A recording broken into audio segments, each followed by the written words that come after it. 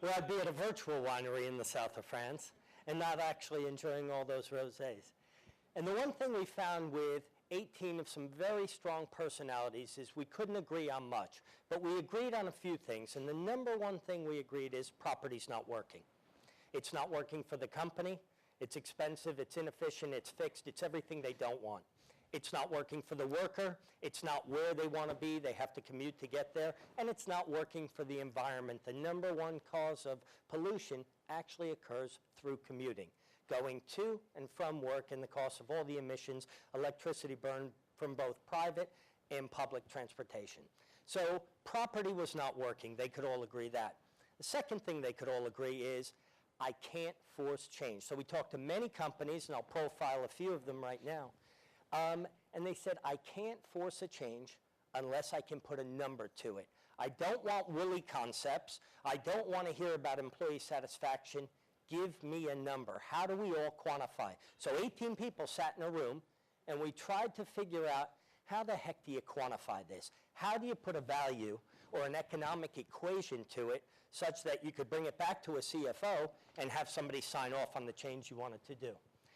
So let's talk about one company who was in the room at the time, and this is about as unagile as you can get. This is a company who feels they're progressive, and they office in the City of London with 1,500 people, and they're spending right now about $20 million, or about 13 million pounds in rent rate, service charges, et cetera, and they have a 15-year upward only with 5-year upward only rent reviews. That's about as unagile as you can get. And this property director is dying to make a change. But he can't because he can't put a number to it. What it looks like is all office space, a bit of hallway, and 3% meeting rooms.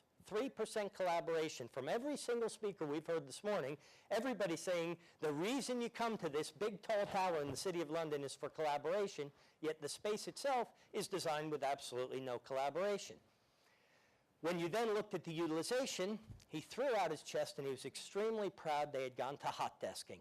And this was a new way of work. And they had gone to a ratio of not 2 to 1, 1.2 to 1. 1.2, so that's 1.2 people sharing one desk. That was a new way of working.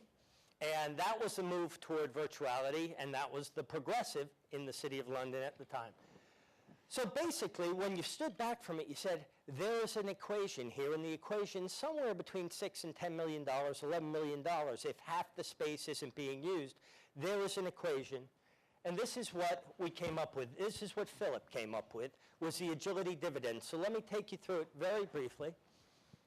So the first category is efficiency, and that's to look at the property itself. The fixed costs, the operational cost savings, and say, if we go to a new model, how much will we save on the property itself? And that is a sum, and the sum can be quantified, and that is X. And I'll give you a couple companies who have done it. The second thing, we called the happiness dividend, but it has nothing to do with being happy whatsoever. It has to do with the time it takes for an employee to go from place A to place B, how much commuting time, and as Nicole said, most of the time that commuting time is returned back from the employee to the employer. They actually spend that time in work. So you can quantify that time, and you can quantify the cost of that time. And the final thing is a productivity index, the output. What additional output would you get from the worker? And it's different for different types of workers. But if we could give an hour back, if we can give them a variety of workplace settings to increase the productivity, how much is that worth? When you add A plus B plus C, you now have a dividend. If you divide that by the number of shares outstanding, you can actually put an actual dividend to the amount you're saving. And that's in the book, so you don't have to take notes. If you grab Philip's book, you can get it. So then you say, well, why wouldn't everybody be heading there? And what the property director shared with us was the number one thing they were fighting was the human side of the equation. How could we manage it? Getting the business units to go along with the change, number one thing fighting it. The second way is the measurement. They couldn't put a number to it. The third thing is leases. Just simple leases. I have a 15-year lease. I want to change, but I can't. I'm stuck. The feeling of helplessness and hopelessness. So they started doing it as leases burned off. We then came up with some other ways, because what they wanted to do was go from a very heavily fixed infrastructure and move that closer to a variable. Very few companies can make the change all the way, but that's where people were trying to get to. That's what they were sharing with us. So let me give you two companies that we're helping that I have firsthand knowledge. And the first is the Yellow Pages in the UK. They happen to be called Yell.com, and they had a cost driver. They're not making the money they used to make. Their competition all over to the Yellow Pages, one that you probably heard of is Google. There's a few others. So they really had to take cost out of their business. What they have is a sales force that goes city to city, sells people advertising, closes books in the old days, and then moves on to another city. So a very transient, highly mobile sales force. What they did is they shut all their real estate, all of it. A bold gentleman named Simon Taylor came to us and he said, help me with this conundrum. I want to save half of my property, I want to shut it down, and I want a truly agile workforce. So he went all the way to the end of the pendulum. What he ended up doing is save 40% on the property cost. He took 700 people out of fixed offices and gave them 150 variable offices. And the most interesting story I heard from it was the one he told me about Watford. They didn't have a central office in London. So what his London sales team and his London sales manager used to do is they would all go to Watford in the morning. They'd have a sales meeting. He would G them up, give them some rah-rah. They would then all break apart. They would all drive into London, see customers, and at the end of the day, they would all go back to Watford.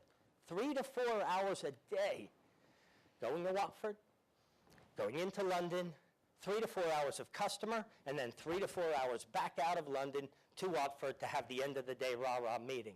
Now, they start in London, they see customers, they have their meeting in London, break apart, and they're done. Everything is on a just-in-time basis. And that's Yell. 1 month transition, and they subleased a great amount of the space. Second example being implemented today, 7-Eleven.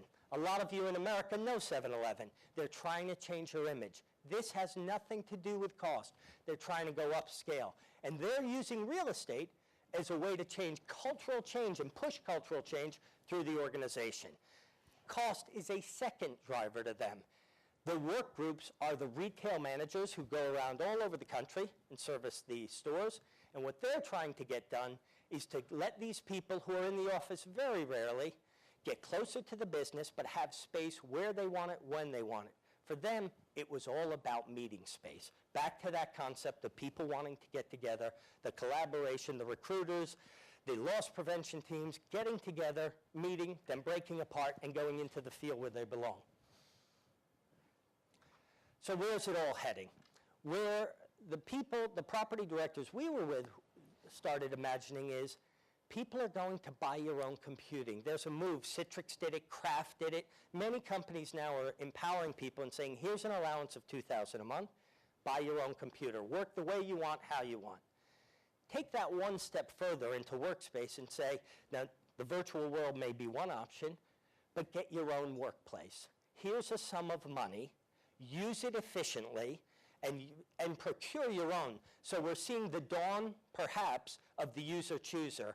Just as you book your own travel, just as you book your own airline, your own hotel, you try to pick the workplace setting that's right at the time. And then you get a whole wide network of places to work, from third spaces to Starbucks to Regis's to head offices to meeting spaces to virtual work. And you become the master of your own universe, and you choose the workplace that's right for you at that moment in time. So that's where we heard them going toward. Now, how we get there remains open, and I think is something for us to debate later. Thank you. Thank you very much.